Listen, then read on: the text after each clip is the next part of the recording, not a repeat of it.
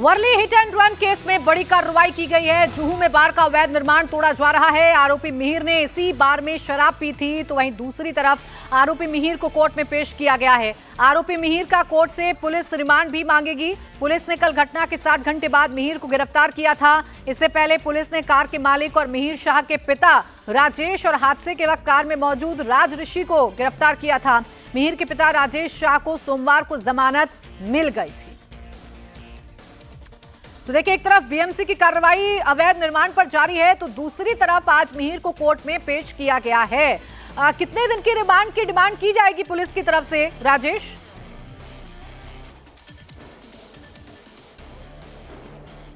जी, सवाल दोहराए प्राची। राजेश, आज कोर्ट में पेशी है, कोर्ट में पेश किया जा रहा है, कितने दिन की रिमांड की मांग की जा सकती है पुलिस की तरफ से? देखिए, पुलिस ज्यादा से ज्यादा रिमांड की मांग करेगी, 14 दिनों की रिमांड की मांग करेगी, क्योंकि कई सारे अहम सबूत पुलिस को जुटाने हैं। पूछताछ में अहम सबूत पुलिस को हासिल करने हैं। आखिर उस रात, क्योंकि अभी मैं बार बार कह रहा हूं कि अभी आधिकारिक तौर पर पुलिस ने इस बात की तस्दीक नहीं की है कि मिहिर ने उस रात शराब पी थी या नहीं पी थी। पुलिस ने के सूत्र जरूर ये बताते हैं कि यहां का सीसीटीवी फुटेज, यहां का जो बिल है इस बार का, वो इस बात की तस्दीक जरूर करता है कि वहां पर उस टेबल पर शराब परोसी गई थी और मिहिर ने भी शराब पी थी। लेकिन पूछताछ में पुलिस को यह जानकारी हासिल करनी है ताकि जब कोर्ट में यह केस जाए तो पुलिस बता सके कि शराब के नशे में उस रात को गाड़ी चलाई गई थी और उसके बाद यह पूरा एक्सीडेंट सामने आया है। महिला 1.5 किलोमीटर तक उस गाड़ी के साथ घसीटती रही रोड पर। यह सारी बातें पुलिस को, ये सारे सबूत इकट्ठे करने, यही वजह है कि पुलिस ज्यादा से ज्यादा दिनों की रिमांड मांगेगी। वही उस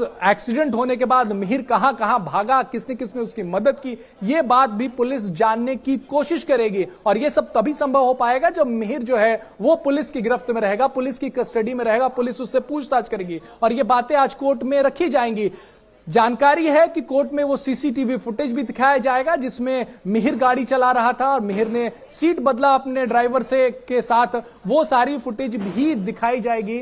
और इसके बाद पुलिस जो है वो रिमांड की मांग करेगी और साथ ही एक आदतन अपराधी के जैसे मिहिर ने हरकत की है, क्योंकि एक्सीडेंट करने के बाद वहां से वो फरार हो गया।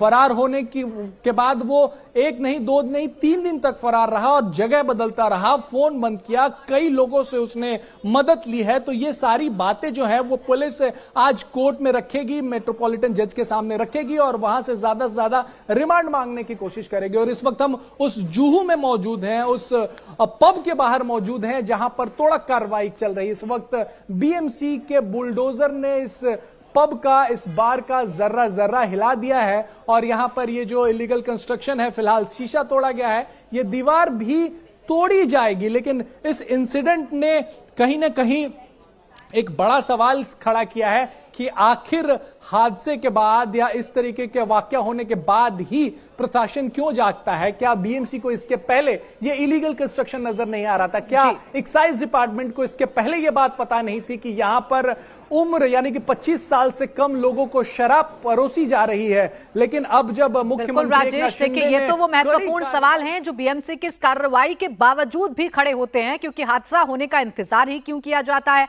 हादसा होने के बाद ही क्यों इलीगल कंस्ट्रक्शन पर बीएमसी की नजर पड़ती है? लेकिन अगर अभी तक इस केस की बात करूं तो कितनी कड़ी हैं जिन तक पुलिस पहुंच चुकी है या कितने लोगों से अभी तक पूछताछ इस मामले में हो चुकी है, राजेश?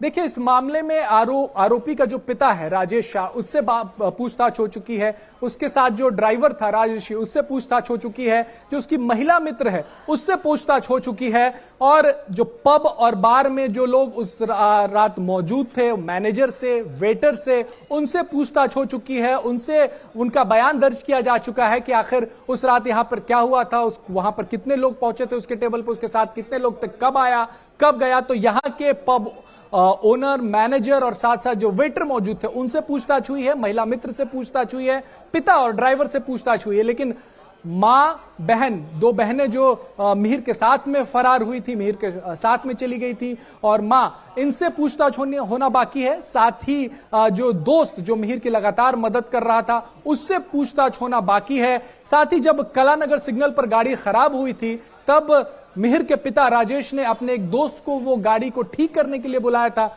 उसका भी बयान दर्ज हो चुका है, क्योंकि वो उस वक्त वहीं पे मौजूद था जब पुलिस उस गाड़ी को ट्रेस करते हुए रविवार तड़के कलानगर सिग्नल पे पहुंची थी। तो कई सारी कड़ियों तक पुलिस पहुंची और कई सारी कड़ियों को अभी जोड़ना है प्राची, और यही वजह है कि अब इसमें पब्लिक आउटरीच हुआ है। लोगों ने सवाल पूछना शुरू किया है कि आखिर इतनी रात को लोग कैसे इतनी तेज गाड़ी चलाते, इतनी रात को कैसे पब्स और बार्स जो है वो मुंबई में खुले रह रहे हैं और शराब परोसे जा रहे हैं, और उसकी वजह से ये कार्रवाई जो है वो नजर आ रही है। उसकी वजह से आपको यहां पर शीशे बिखरे हुए दिख रहे हैं, दीवार टूटी हुई दिख रही है, बीएमसी का बुलडोजर दिख रहा है, बीएमसी का हथौड़ा दिख रहा है, वो सब कुछ इसी वजह से दिख रहा है क्योंकि अब जनता ने सवाल पूछना शुरू किया है कि क्या सड़क पर चलने वाले उन लोगों की जान की कीमत नहीं है? क्या बीएमडब्ल्यू या पोर्श चलाने वाले बड़ी आसानी से कोई बड़ा एक्सीडेंट करके इतनी आसानी से बच निकलते हैं?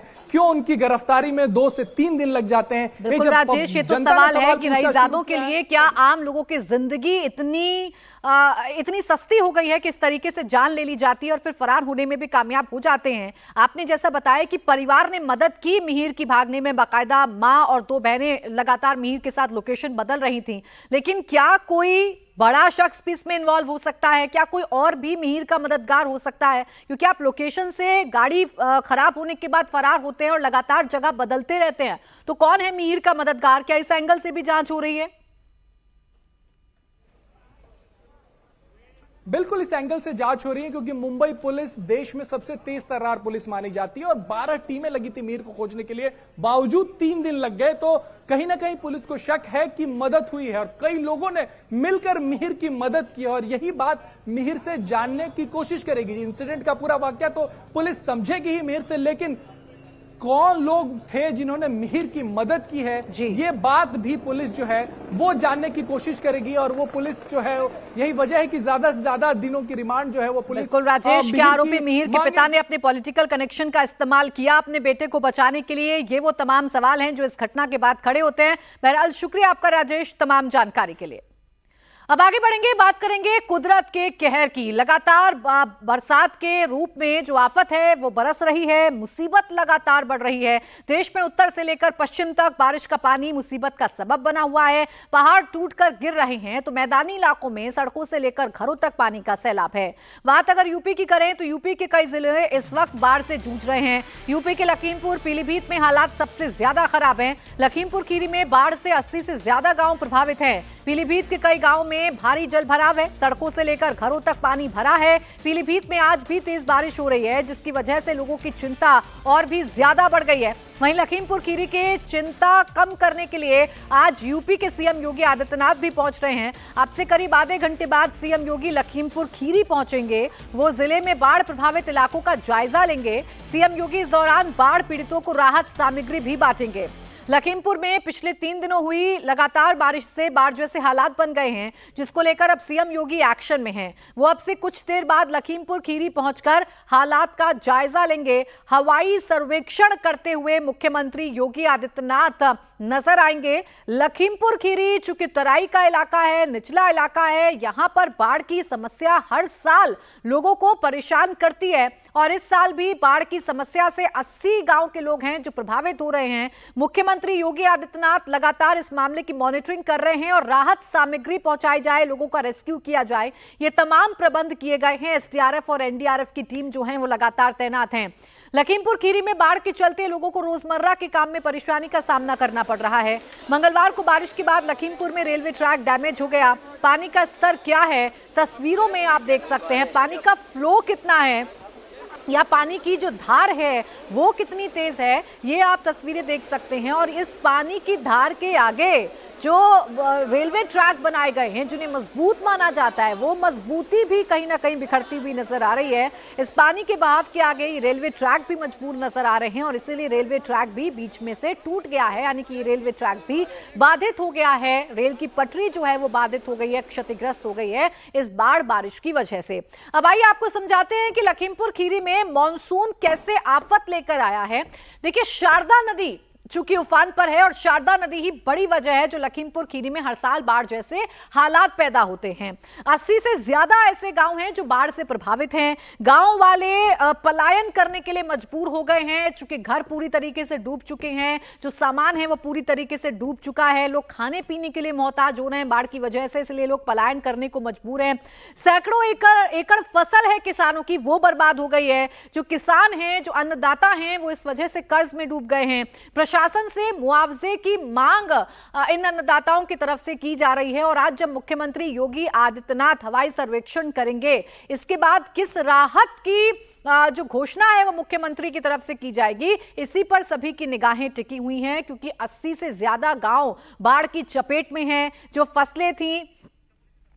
जो फसलें थी वो पूरी तरीके से डैमेज हो चुकी है। और देखिए, उत्तर प्रदेश की तस्वीर तो आपको दिखा रही हूं, लेकिन ये भयावह तस्वीरें आप उत्तराखंड से देखिए। ये चमोली की तस्वीर आपको दिखा रही हूं, जहां पर लगातार लैंडस्लाइड हो रहे हैं, पहाड़ दरक रहे हैं। आप ऐसे समझिए कि पहाड़ से मलबा लगातार नीचे आ रहा है, और जब बड़ी संख्या में मलबा नीचे आता है तो कैसे धुएं का गुब्बार बन जाता है, और ये कितना डेंजरस हो सकता है वहां से गुजरने वाले लोगों के लिए।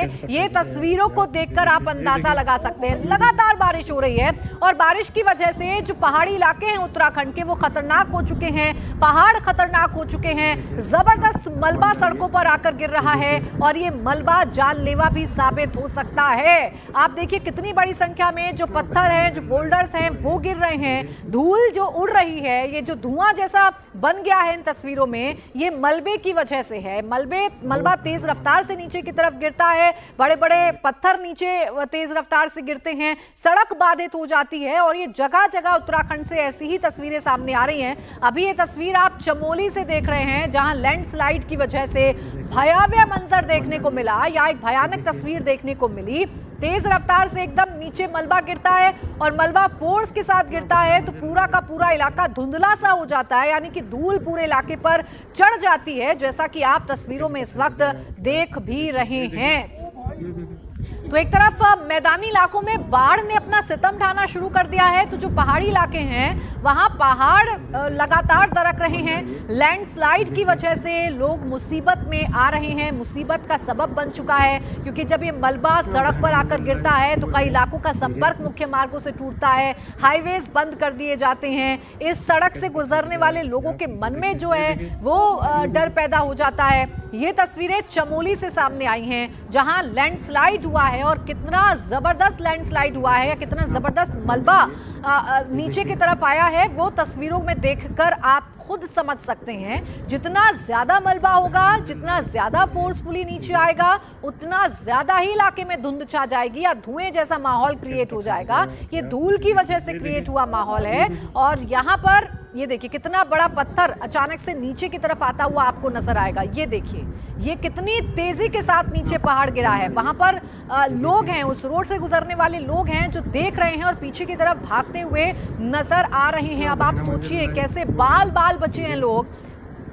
जिस वक्त ये मलबा नीचे गिर रहा था, आप सोचिए अगर उस वक्त यहाँ से कोई वाहन गुजर रहा होता या कोई शख्स गुजर रहा होता तो कितना बड़ा हादसा हो सकता था। पूरा का पूरा हिस्सा ही पहाड़ का आप देखिए एकदम से नीचे की तरफ गिरने लगा। ये बड़ा हिस्सा है पहाड़ का जो नीचे की तरफ लुढ़कता हुआ नजर आया है, गिरता हुआ नजर आया है। पहाड़ का एक अच्छा खासा हिस्सा नीचे की तरफ गिरा है, फोर्सफुली गिरा है, इसीलिए ये धुएं जैसा जो तस्वीरों में आप देख सकते हैं, धूल जो है वो चारों तरफ उड़ गई। ये पहाड़ आप देख रहे हैं जो ब्लू एरो हमने बनाया है, इससे आप देखिए ये पहाड़ का हिस्सा अचानक से गिरने लगता है और उस रोड पर अच्छे खासे लोग जमा हैं, अच्छे खासे लोग इकट्ठा हैं। लोग वहां पर जरूर डरे क्योंकि बाल बाल उनकी जान बची है। अब जैसे ये मलबा सड़क पर गिरता है वैसे ही प्रशासन का काम भी शुरू होता है, क्योंकि जल्द से जल्द आपको सड़कें खोलनी हैं, जल्द से जल्द आपको जो यातायात बाधित होता है उसे आपको दूर करना है। इसके साथ ही साथ लोगों की मुसीबतें भी बढ़ती हैं, सड़क जो है बंद हो जाती है, लोगों को अपनी जान का खतरा भी सताता है। ये चमोली पर बद्रीनाथ नेशनल हाईवे पर कल सुबह भी लैंडस्लाइड हुआ था। जोशीमठ के पास पहाड़ का एक बड़ा हिस्सा टूटकर नीचे गिर गया था। तस्वीरों में आप देखिए नीचे सड़क है और अचानक तेज आवाज के साथ पहाड़ नीचे आकर गिरता है।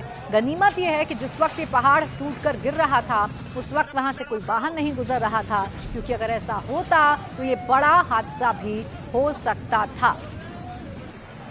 ये दो तस्वीरें आपके सामने हैं। ये मानसून का प्रहार ऐसा है कि पहाड़ जो हैं वो लगातार दरक रहे हैं। चमोली में बद्रीनाथ नेशनल हाईवे पर कल सुबह भी लैंडस्लाइड हुआ था। आपको जैसा हम बता रहे हैं कि जोशीमठ के पास पहाड़ का एक बड़ा हिस्सा टूटकर नीचे गिर गया था।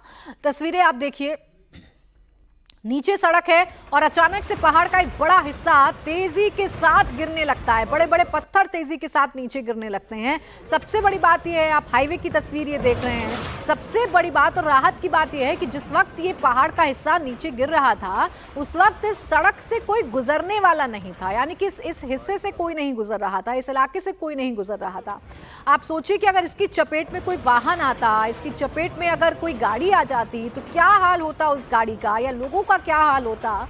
ये इन तस्वीरों को देखकर खुद ब खुद समझ में आता है। पहाड़ तेजी के साथ, मलबा जो है पहाड़ से नीचे गिर रहा है, बड़े बड़े पत्थर गिरते हैं, मलबा गिरता है, बड़े बड़े बोल्डर्स गिरते हैं, और कितना फोर्स है या कितनी बड़ी संख्या में मलबा नीचे गिर रहा है, ये तो धूल का ये जो गुब्बार उठा हुआ है, ये सफेद रंग की जो चादर पूरे इलाके में छा जाती है, इससे ही अंदाजा लगाया जा सकता है। कुछ देर के लिए सामने कुछ नजर नहीं आ रहा है, जैसे ही लैंडस्लाइड हो रहा है वैसे एक धुंध सी छा रही है, क्योंकि तेज रफ्तार से मलबा नीचे की तरफ आता है।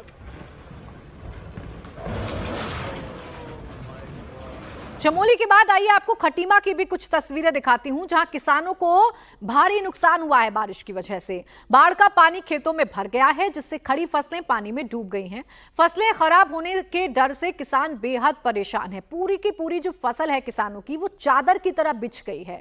वो फसल जो खेतों में लहलाती हुई नजर आती है, खड़ी हुई नजर आती है, वो फसल अब पानी में डूबकर पूरी तरीके से चादर की तरह जमीन पर बिछी हुई नजर आ रही है। और यही किसानों के लिए परेशानी का सबब बन चुका है, क्योंकि कड़ी मेहनत के बाद पैसे लगाकर किसान इस फसल को अपने खेत में उगाते हैं, और बारिश का ये मौसम फसल के लिए पूरी तरीके से खतरनाक साबित होता है। अब किसानों की मेहनत, किसानों का पैसा, सब कुछ तबाह हो रहा है, और इसी नुकसान का डर अन्नदाताओं को सताता हुआ नजर आ रहा है। अन्नदाता सरकार की तरफ टकटकी लगाए हुए देख रहे हैं कि सरकार की तरफ से किस राहत का ऐलान उनके लिए होता है। तो एक तरफ पहाड़ी राज्यों में या पहाड़ी इलाकों में तो हालात आप देख रहे हैं बद से बदतर हो रहे हैं, तो मैदानी इलाकों में भी हाल यही है।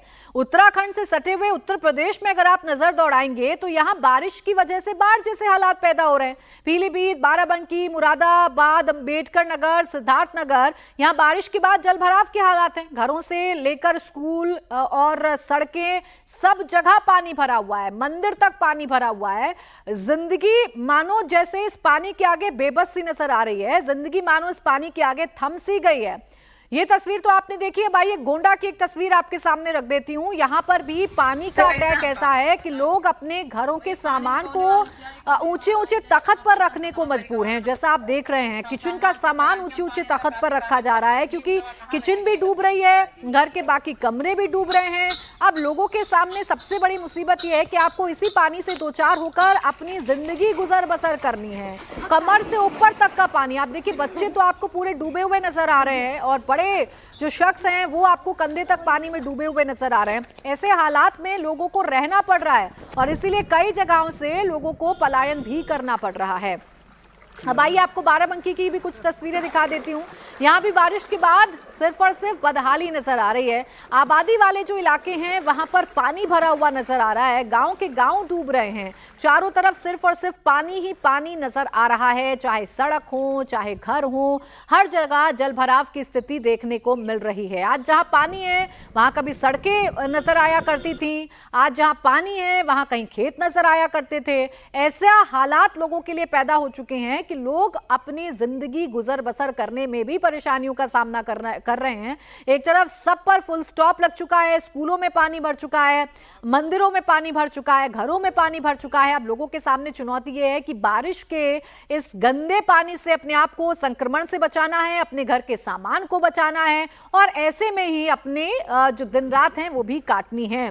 बाराबंकी के बाद आइए एक बार फिर से आपको पीलीभीत की तस्वीरें दिखा देती हूं। पीलीभीत में तो 8 से ज्यादा ऐसे गांव हैं जो बाढ़ से प्रभावित हैं, और बाढ़ कैसे जमीन का कटाव कर रही है वो भी आप तस्वीरों में देखिए। जब जब बाढ़ आती है बड़ी समस्या हो जाती है, खेतों का कटाव होने लगता है। कटाव से आप ऐसे समझिए कि बारिश का जो पानी है, जो बाढ़ का पानी है, अपने साथ जमीन का कुछ हिस्सा बहा ले जाने के लिए आमदा हो जाता है, और फिर कैसे रेस्क्यू ऑपरेशन किया जाता है वो तस्वीरें भी आपके सामने।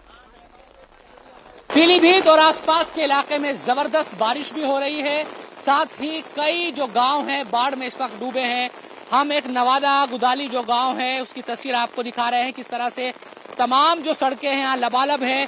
सैकड़ों बीघा जो जमीन खेती की जमीन है वो तबाह हो चुकी है, फसलें तबाह हो चुकी है, घरों में पानी भर चुका है और लोग बहुत ज्यादा परेशान नजर आ रहे हैं। पिछले कई दिनों से हम देख रहे हैं कि लगातार, क्योंकि आज भी बारिश हो रही है यहाँ पर, कल जरूर बारिश नहीं हुई थी लेकिन परसों भी बारिश हुई थी और लगातार बारिश होने की वजह से आसपास की जो नदियां हैं वो उफान पर हैं और जो एक तरीके से छोटी जो रजवाए जिनको बोलते हैं या फिर छोटी जो नदियां हैं उनका पानी भी खेतों में भर गया है। गांव के लोग बहुत ज्यादा परेशान है। ये बताए, क्या नाम है आपका? प्रताप सिंह। प्रताप सिंह जी, आसपास भी हम देख रहे हैं कि बहुत सारे जो गांव हैं इसी तरह से बाढ़ आई हुई है। इसी तरह से बाढ़ हुई है, इसी नदी का पानी है और ये पानी काफी दूरी तक जाता है। कौन सी नदी पास से बहती है? केवाहा नदी है यहाँ पास से, यहाँ से करीब करीब 2 किलोमीटर दूर पड़ती है। 5 किलोमीटर करीब। अच्छा, तो 5 किलोमीटर दूर से भी पानी इसी तरह से गांव में भरा हुआ है। इस तरह से घरों में पानी भरा, गाँव में क्या घरों में पानी भरा हुआ, पूरे गाँव में पानी भर जाता है। बाढ़ आई हुई है मतलब। हाँ, तो हर साल इसी तरह की स्थिति रहती है? हर साल तो नहीं रहती, जब इस तरह की बाढ़ आती है तो इस तरह से ही स्थिति रहती है, जब भी आती है।